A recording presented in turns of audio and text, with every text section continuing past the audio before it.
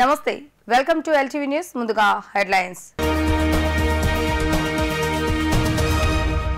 కేంద్ర హోంశాఖ మంత్రి అమిత్ షాతో టీడీపీ అధినేత చంద్రబాబు నాయుడు జనసేన అధినేత పవన్ కళ్యాణ్ భేటీ రాష్ట్ర దేశ ప్రయోజనాల కోసం కలిసి పనిచేయాలని నిర్ణయం తీసుకున్న ముగ్గురు నేతలు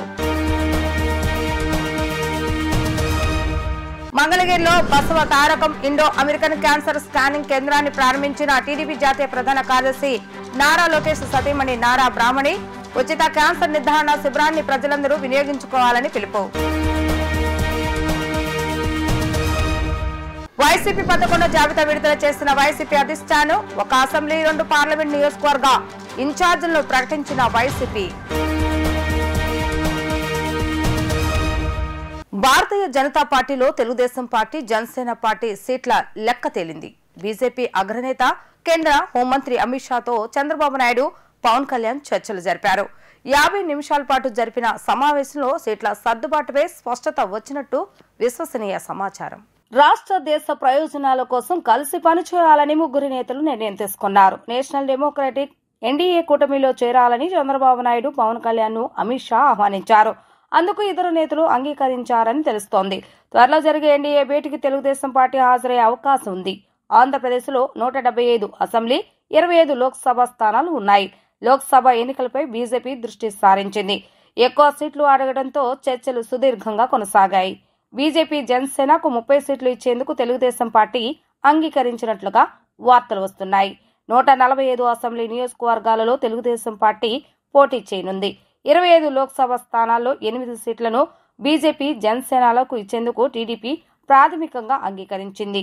8 సీట్లో బీజేపీ 6 చోట్ల బరిలోకి దిగే అవకాశం ఉంది. అసెంబ్లీ గురించి బీజేపీ అంతగా పట్టించుకోవడం లేదు. లోక్సభ సీట్లపై మాత్రం దృష్టి సారించింది. ఎంపీ టికెట్లు ఎక్కువ కావాలని అమిత్ షా కోరారని వార్తలు వచ్చాయి. ఆంధ్రప్రదేశ్ అసెంబ్లీ లోక్సభ సీట్లకు సంబంధించి అధికార ప్రకటన రావాల్సి ఉంది. నందమూరి బసవ తారకమ్మ క్యాన్సర్ తో కోల్పోయిన కారణంగా నందమూరి తారక రామారావు వారి పేరుపై క్యాన్సర్ హాస్పిటల్ నిర్మించాలని నారా బ్రాహ్మణి తెలియజేశారు. 1200 మందికి మొబైల్ వ్యాన్ క్యాంపెయినింగ్ ద్వారా క్యాన్సర్ ను ప్రారంభ దశలోనే అరికట్టి ఉచితంగా వైద్య సేవలు అందించగలిగామని ఆమె పేర్కొన్నారు. తాడేపల్లి మహానాడు చిన్నపోతుల టీడీపీ కార్యాలయంలో ఉచిత క్యాన్సర్ స్క్రీనింగ్ శిబిరాన్ని టీడీపీ జాతీయ ప్రధాన కార్యదర్శి నారా లోకేష్ సతీమణి నారా బ్రాహ్మణి ఎమ్మెల్యే నందమూరి బాలకృష్ణ సతీమణి నందమూరి వసుంధర ప్రారంభించారు. తొలుత ఎన్టీఆర్ విగ్రహానికి పూలమాలలు వేసి నివాళులు అర్పించి ఉచిత క్యాన్సర్ స్క్రీనింగ్ శిబిరాన్ని వారు ప్రారంభించారు. మొబైల్ వాహనంలో ఏర్పాటు చేసిన మమోగ్రామ్, అల్ట్రాసౌండ్, ఎక్స్రే సదుపాయాలను పరిశీలించారు. ఈ సందర్భంగా వారు మాట్లాడుతూ Basava Tarakam Indo American cancer hospital and research institute నుంచి వచ్చిన అత్యుత్తమ వైద్యుల పర్యవేక్షణలో వైద్య శిబిరాన్ని నిర్వహిస్తున్నామని తెలిపారు. ఉచిత క్యాన్సర్ నిర్ధారణ శిబిరాన్ని ప్రజలందరూ వినియోగించుకోవాలని పిలుపునిచ్చారు. 5,000 విలువ చేసే క్యాన్సర్ స్క్రీనింగ్ పరీక్షలు ఉచితంగా పొందవచ్చని అన్నారు. నారా లోకేష్ అన్ని మండలాల్లో క్యాన్సర్ స్క్రీనింగ్ శిబిరాలు నిర్వహిస్తున్నారని తెలిపారు. క్యాన్సర్ వ్యాధిపై అవగాహన లేక అనేక మంది ప్రాణాలు కోల్పోతున్నారని ఆవేదన వ్యక్తం చేశారు. క్యాన్సర్ ను మొదట్లోనే గుర్తిస్తే ప్రాణాపాయం ఉండదని అన్నారు. ఉచిత క్యాన్సర్ వైద్య శిబిరాల ద్వారా లక్షలాది మందికి స్క్రీనింగ్ చేసి అవసరమైన వారికి ఉచితంగా క్యాన్సర్ చికిత్స అందజేయడం జరుగుతుందని ఆమె స్పష్టం చేశారు. నందమూరి తారక రామారావు గారు మనందరినీ ఇన్స్పైర్ చేశారు. నందమూరి తారక రామారావు గారు స్థాపించిన ఇండో అమెరికన్ క్యాన్సర్ హాస్పిటల్ ఏదైతే ఇప్పుడు నందమూరి బాలకృష్ణ గారు చైర్మన్ గా నడుపుతున్నారో వాళ్ళ mobile screening cancer screening camp ఈ రోజు మన మంగళగిరిలో జరుగుతుంది. ఈ రోజు 9వ తారీఖే కాకుండా రేపు 10వ తారీఖు కూడా ఇక్కడ జరుగుతుంది. క్యాన్సర్ అనే వ్యాధి చాలా ఫ్యామిలీస్ ని తెలియకుండానే పీడిస్తుంది. అందుకే దీనికి ముఖ్యమైన విషయం ఏంటంటే అందరూ వచ్చి క్యాన్సర్ స్క్రీనింగ్ రెగ్యులర్ గా చేసుకోవాలి. ఎర్లీ డిటెక్షన్ అవ్వాలి. ఎర్లీ ట్రీట్మెంట్ కూడా జరగాలి. ఇంతకు ముందు జరిగిన క్యాంప్స్ లో తెలియకుండా చాలా మందికి క్యాన్సర్ వ్యాధి, బ్రెస్ట్ క్యాన్సర్ కానివ్వండి, లంగ్ క్యాన్సర్ కానివ్వండి, వీటన్నిటిని డిటెక్ట్ చేయడం జరిగింది. సో తప్పకుండా మంగళగిరి ప్రజలందరూ ఈ అవకాశాన్ని వినియోగించుకోవాలి. వచ్చి ఎర్లీ క్యాన్సర్ స్క్రీనింగ్ చేసుకోవాలి. ముఖ్యంగా మహిళలు ఎవరైతే 40 సంవత్సరాల కన్నా ఎక్కువ వయసు ఉండే వాళ్ళు ఉన్నారో వాళ్ళు వచ్చి ఇక్కడున్న అడ్వాన్స్డ్ ఎక్విప్మెంట్ ద్వారా మామోగ్రఫీ స్క్రీనింగ్ చేయించుకోవాలి. అండ్ వాళ్ళకి ఫ్యామిలీ హిస్టరీ ఉంటే వాళ్ళు తప్పకుండా వచ్చి ఈ అవకాశాన్ని వినియోగించుకోవాలి. ముఖ్యంగా మా dedicated team of Indo American cancer hospital doctors ఎవరైతే రాత్రి పగలు కృషి చేసి ఈ మొబైల్ హెల్త్ క్యాంప్స్ ఏదైతే చేస్తున్నారో లక్షలాది మందికి క్యాన్సర్ స్క్రీనింగ్ చేసి వాళ్ళకి ట్రీట్మెంట్ అందిస్తున్నారు వాళ్ళందరికీ ఇండో అమెరికన్ క్యాన్సర్ హాస్పిటల్ చాలా అధునాతమైనటువంటి పద్ధతుల ద్వారా ఎంతో మందికి ఉచితంగా ఎంతో మందికి అతి తక్కువ ఖర్చులో ప్రపంచ స్థాయి నాణ్యమైనటువంటి క్యాన్సర్ వైద్యాన్ని అందిస్తున్నారు. ముఖ్యంగా ఇటువంటి ఈ మొబైల్ స్క్రీనింగ్ వ్యాన్ ద్వారా అత్యంత ఆధునికమైనటువంటి ఈ వ్యాన్ లో ఈ బస్ లో మనకి మ్యామోగ్రఫీ చాలా నూతనమైనటువంటి అధునాతనమైనటువంటి మ్యామోగ్రఫీ పరికరం, అలాగే అల్ట్రాసౌండ్ పరికరం, అలాగే ఎక్స్రే పరికరం ఇవన్నీ కూడా ఉచితంగా ఇక్కడికి మంగళగిరి టౌన్ కు వచ్చి ప్రజలకు వాళ్ళ ఇంటి దగ్గరే ఇటువంటి వైద్యాన్ని అందించడానికి ఒక అనుభవం ఉన్నటువంటి బృందం అంతా మీ దగ్గరికి వచ్చారు. కాబట్టి దీన్ని పూర్తిగా సద్వినియోగం చేసుకోండి. ఇక్కడ ఈ క్యాన్సర్ కి సంబంధించినటువంటి ఏదైనా వ్యాధి బయటపడితే అక్కడి నుంచి మేము ఆ బాధ్యత అంతా తీసుకొని ఆ వైద్యం మా హాస్పిటల్ కి ఇక్కడి నుంచి తీసుకెళ్లి కావాల్సిన ఫర్దర్ గా చేయాల్సినటువంటి పరీక్షలన్నీ నిర్వహించి దానికి కావాల్సిన వైద్యాన్ని అన్నిటి కూడా వీలైనంత వరకు ఉచితంగా ఇస్తాము. అలాగే వైసీపీ 11వ జాబితా విడుదలైంది. 2 పార్లమెంటు 1 అసెంబ్లీ నియోజకవర్గానికి ఇన్ఛార్జీలను ప్రకటిస్తూ శుక్రవారం సాయంత్రం అధిష్టానం ఒక ప్రకటన విడుదల చేసింది. కర్నూలు పార్లమెంటు నియోజకవర్గ సమన్వయకర్తగా బివై రామయ్య, అమలాపురం పార్లమెంటు నియోజకవర్గ సమన్వయకర్తగా రాపాక వరప్రసాద్ నియమించింది. అలాగే రాజుల అసెంబ్లీ నియోజకవర్గ సమన్వయకర్తగా ఇటీవల పార్టీలో చేరిన మాజీ మంత్రి గొల్లపల్లి సూర్యారావుకు ఛాన్స్ ఇచ్చింది. 5 ఏళ్లుగా బీసీలకు ఏం చేస్తారో జగన్ చెప్పాలని టీడీపీ జాతీయ ప్రధాన కార్యదర్శి నారా లోకేష్ ప్రశ్నించారు. జగన్ పాలనలో 300 మంది బీసీల హత్య, 26,000 మంది బీసీలపై అక్రమ కేసులు తప్ప వారి సంక్షేమానికి చేసిందేంటని సూటిగా ప్రశ్నించారు.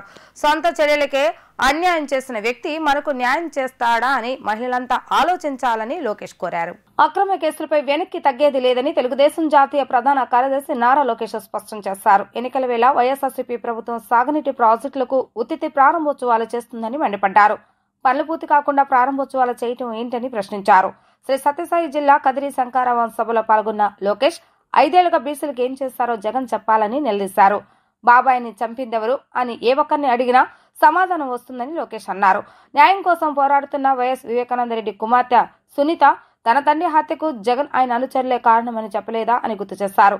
మీరు విడిచిన బాణం కాంగ్రెస్ లో చేరాల్సిన అవసరం ఎందుకు వచ్చిందని ప్రశ్నించారు. ఎన్నికల ప్రచారంలో వాడుకొని చివరికి వ్యతిరేకంగా పోరాడుతున్నారన్న ఆందోళనతో తల్లిని చెల్లిని రోడ్డుపైకి గెంటేస్తారని ధ్వజమెత్తారు. సొంత చెల్లెలకు అన్యాయం చేసిన వ్యక్తి మనకు న్యాయం చేస్తాడా అని ఆంధ్రాలోని మహిళలంతా ఆలోచించాలని లోకేష్ కోరారు.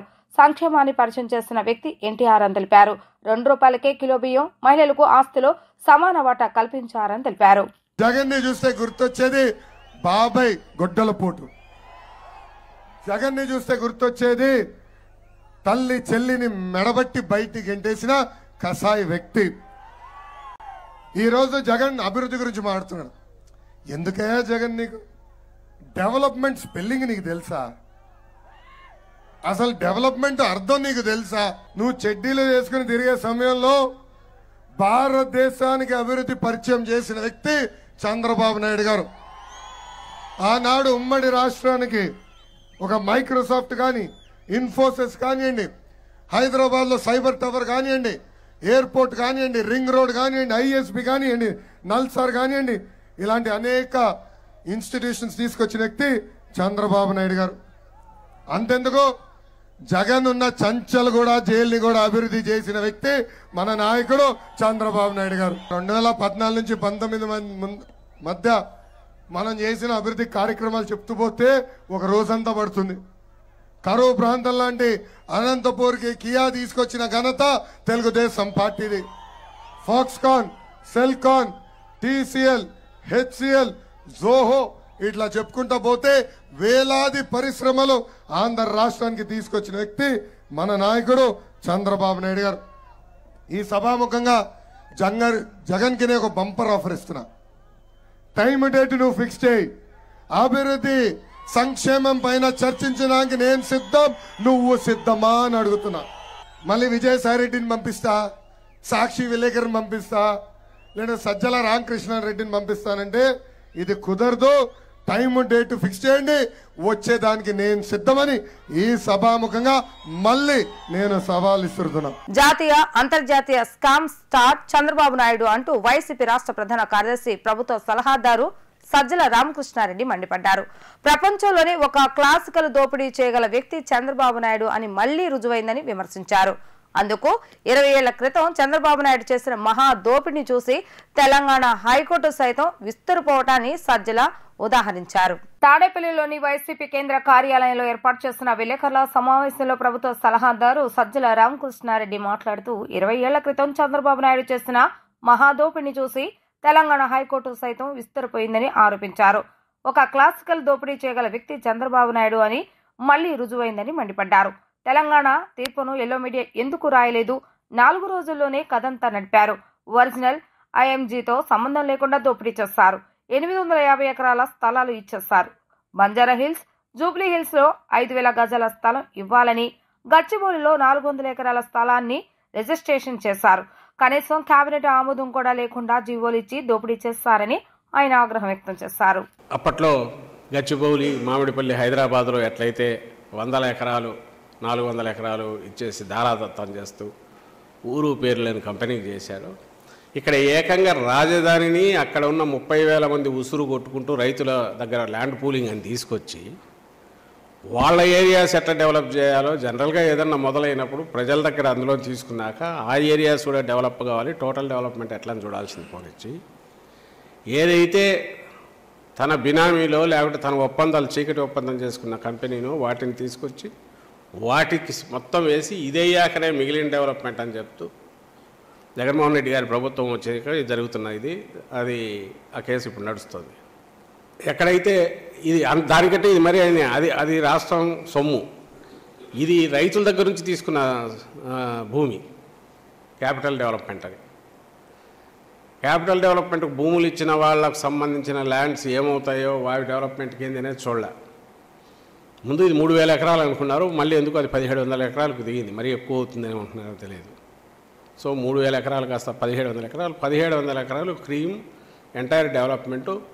ఆయన కలలు కన్నా నిజమైతే ఇది 1,00,000 కోట్లకు 40,000 కోట్లు 50,000 కోట్లు డిపెండింగ్ అనగా ఎంతైనా దాని వాల్యూ పెరిగే కొద్దీ అదంతా మింగేయచ్చు అనేది ఆలోచన. ఇక్కడ సేమ్ ఎక్కడ లేని కన్సెషన్స్ అన్ని దానికే ఇచ్చి ఉల్టా ఎవరైనా డెవలప్మెంట్కి ఇస్తే ఇన్ఫ్రాస్ట్రక్చర్ వాళ్ళు వేసుకొని ఎదురు ఇస్తారు. ఇక్కడ పెట్టుబడిలో పార్టు ఇన్ఫ్రాస్ట్రక్చర్ ఫ్రీ డెవలప్మెంటు, అమ్ముకోవడం మాత్రం అంతర్జాతీయ స్థాయి ఇది వాళ్ళు చేసుకుంటారు. దానికి అవసరమైన వాతావరణం క్రియేట్ చేయడానికి all cream administrative core area అంతా అక్కడే వస్తుంది. హాట్ కేక్ లాగా అమ్ముడు పోయేదానికి అవసరమైనవి క్రియేట్ చేసి ఇది మామూలు ఇక్కడ ఎవరైనా ప్రైవేట్ బిల్డర్కి ఇచ్చినా అంతకంటే బ్రహ్మాండంగా డెవలప్ చేస్తాడు. మన ఊరి బయట ల్యాండ్లోనే తీసుకున్నప్పుడే 60-40 నడిచేటప్పుడు లేదా 50-50నో 40-50-60 ఏదో ఒక రేషియో నడిచేటప్పుడు ఇన్ఫ్రాస్ట్రక్చర్ అంతా డెవలపర్ వేసిస్తున్నప్పుడు అట్లా ఆలోచించినా కూడా ఇది ఉల్టా. తిరుమల తిరుపతి దేవస్థానం ఈవో ధర్మారెడ్డిపై టీడీపీ బ్రాహ్మణ సాధికార సమితి కన్వీనర్ బుచ్చి రాంప్రసాద్ ఆగ్రహం వ్యక్తం చేశారు. మాజీ మంత్రి వివేక హత్య కేసు నుంచి ఎంపీ అవినాష్ రెడ్డిని తప్పించడానికి ధర్మారెడ్డి ఢిల్లీ స్థాయిలో ల్యాబింగ్ చేసిన విషయం నిజం కాదా అని బుచ్చి రాంప్రసాద్ ప్రశ్నించారు. వైవి సుబ్బారెడ్డి, కరుణాకర్ రెడ్డితో కలిసి తిరుమల పవిత్రత భంగం కలిగేలా ధర్మారెడ్డి వ్యవహరించారని మండిపడ్డారు. మంగళగిరిలోని టీడీపీ కేంద్ర కార్యాలయంలో ఏర్పాటు చేస్తున్న విలేకరుల సమావేశంలో టీడీపీ బ్రాహ్మణ సాధికార సమితి కన్వీనర్ బుచ్చి రాంప్రసాద్ మాట్లాడుతూ ధర్మారెడ్డి ధర్మ విరుద్ధంగా జగన్ రెడ్డి కోసం, అవినాష్ రెడ్డి కోసం పనిచేస్తున్నారని టీడీపీ బ్రాహ్మణ సాధికార సమితి కన్వీనర్ బుచ్చి రాంప్రసాద్ ధ్వజమెత్తారు. మాజీ మంత్రి వివేక హత్య కేసు నుంచి కడప ఎంపీ అవినాష్ రెడ్డిని తప్పించడానికి టీడీడీ ఈవో ధర్మారెడ్డి ఢిల్లీ స్థాయిలో ల్యాబింగ్ చేసిన విషయం నిజం కాదా అని బుచ్చి రాంప్రసాద్ ప్రశ్నించారు. అవినాష్ రెడ్డిని హత్య కేసు నుంచి రక్షించాలని ఏకంగా కేంద్ర హోంశాఖ కార్యదర్శిని సునీతారెడ్డితో మాట్లాడించింది నిజం కాదా అని ప్రశ్నించారు. మీరు టీటీడీ జేఈఓగా, అడిషనల్ ఈవోగా, తర్వాత ఇప్పుడు ఈవోగా ఉంటున్నప్పుడు నా మీద ఇన్ని కేసులు ఉన్నాయని మీరు చెప్పారా లేదా? మీరు చెప్పలేదు కదా. మీరు చెప్పారా? చెప్పలేదు. అదేవిధంగా మీరు టీటీడీలో జరిగిన డాలర్ల కుంభకోణంలో మీ దగ్గర ఉన్నటువంటి పిఏ ఆత్మహత్య చేసుకుంది వాస్తవమా కాదా ఒక్కసారి మీరు చెప్పండి. అదేవిధంగా ఇలాంటి ఎన్నో తప్పుడు పనులు చేస్తూ మీరు టీటీడీ యొక్క పరువుని, టీటీడీలో ఉన్నటువంటి గౌరవాన్ని తగ్గించే కార్యక్రమం మీరు చేస్తున్నారు. ఇక మీకు వివేక హత్య కేసులో అవినాష్ రెడ్డిని కాపాడటంలో మీ పాత్ర ఉందన్నది అందరికీ తెలిసిందే. ఇక టీటీడీని అడ్డం పెట్టుకుని ఢిల్లీలో లాబీ చేయటం, ఢిల్లీలో రకరకాల కార్యక్రమాలు చేయటం, మీరు చేసే కార్యక్రమాలన్నీ కూడా ప్రజలు చూస్తున్నారు. ఢిల్లీలో మీరు టీటీడీ ఈవోగా మీరు అక్కడ బ్రోకర్ పనులు చేయడానికి కూడా వెనకాడకుండా మీరు చేస్తుంది వాస్తవమా కాదా అని మీ ద్వారా నేను అడుగుతున్నా. అదేవిధంగా మీరు ఇవాళ టీటీడీలో హిందువులు పవిత్రంగా భావించే టీటీడీ యొక్క కొండల పవిత్రతను కూడా తగ్గించే కార్యక్రమం చేస్తుంది వాస్తవం కాదా? టీటీడీలో ఇవాళ ఇంకోటి కూడా మీ ద్వారా చెప్తున్నాను, ఈ 5 ఏళ్లలో మీరు, అదేవిధంగా సుబ్బారెడ్డి గారు, ఇప్పుడున్నటువంటి కరుణాకర్ రెడ్డి గారు, ఈ ముగ్గురు కూడా టీటీడీని సర్వనాశనం చేశారా లేదా అని మీ ద్వారా అడుగుతున్నా. వీటిలో ఏదన్నా అవాస్తవాలు ఉంటే మీరు చెప్పండి. ఇప్పుడు దాకా మీకు చాలాసార్లు మిమ్మల్ని అడిగాం, మీరు కానీ ఎప్పుడూ కూడా మీరు ఈ విషయాల గురించి బయటకు రారు, ఏమన్నా మాట్లాడరు. ఏంటంటే మేము తప్పు చేసాము లేదా అని చెప్పే ధైర్యం కూడా మీకు లేదని మీ ద్వారా నేను తెలియజేసుకుంటున్నాను. అదేవిధంగా ఇంకా రమణ దీక్షితులు గారి విషయానికి వస్తే, ఆ రోజున రమణ దీక్షితులు గారు 2018లో చంద్రబాబు గారి దగ్గర ఇంట్లో మంచం కింద పింక్ డైమండ్ ఉందని చెప్పారు. ఆయన మీద ఆ మాట అవాస్తవని, అబద్ధమని చంద్రబాబు గారికి తెలుసు, చెప్పినటువంటి రమణ దీక్షితులు గారికి తెలుసు. జగనో లేకపోతే ఇతరులో ఆ రోజున ఆయన ప్రలోభ పెట్టి చెప్పమంటే దేవుడి దగ్గర ఉండేటువంటి వ్యక్తి ఏ విధంగా మాట్లాడటం ఎంతో బాధ. యువత కోసం కలలకు రెక్కల పథకాన్ని తెలుగుదేశం అధినేత చంద్రబాబు నాయుడు సతీమణి భువనేశ్వరి ప్రకటించారు. టీడీపీ జనసేన ప్రభుత్వంలో కలలకు రెక్కలు ప్రారంభమవుతుందని చెప్పారు ఆమె. ఇంటర్ పూర్తయి ఉన్నత చదువులకు వెళ్లాలనుకునే విద్యార్థుల కోసం ఈ పథకం తీసుకొచ్చినట్లుగా ఆమె తెలిపారు. ప్రొఫెషనల్ కోర్సులు నేర్చుకునే వారికి ప్రభుత్వ గ్యారంటీతో బ్యాంకు రుణాలు ఇస్తామన్నారు.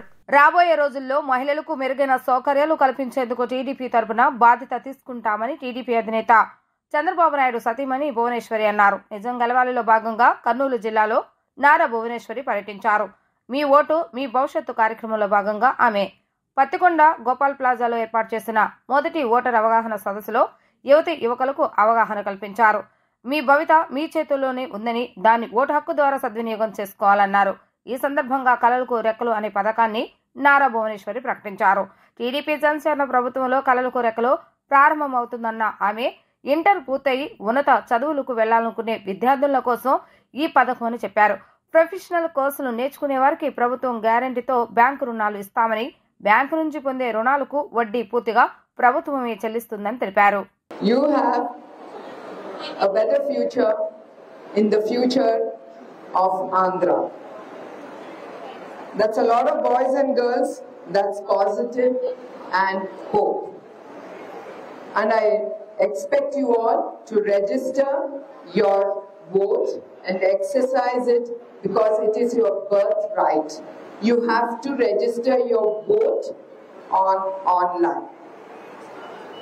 It is a responsibility of yours, more than a privilege, to elect a good leader who can be fair to create employment and adding economic values. Chanakya Niti. You are all very young.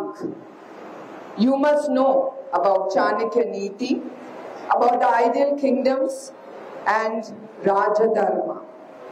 Olden days, Chanakya defined the king and the kingdom as follows. The 7 pillars of the kingdom is the first one, Swami, the king, it's the leader. Second, Amatya, or the minister or the manager. Janpad, or the country, the market. Durg, or the fortified city, the head office. Kosha, or treasury, bank or accounting. Dand, or army, the team.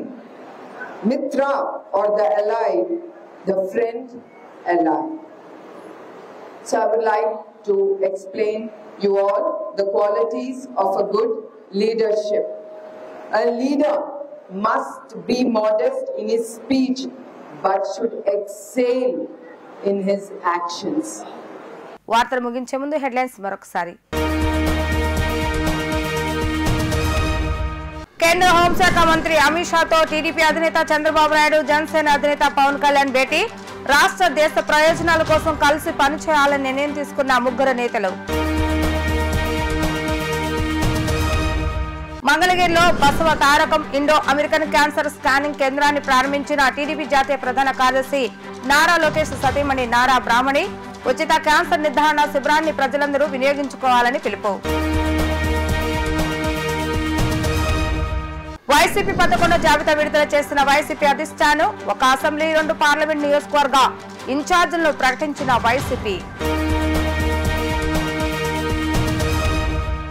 ఇవి ఈరోజు వార్తా విశేషాలు. మరల 3 ప్రసారమైన వార్తలు మళ్ళీ కలుద్దాం. అంతవరకు సెలవు. నమస్కారం.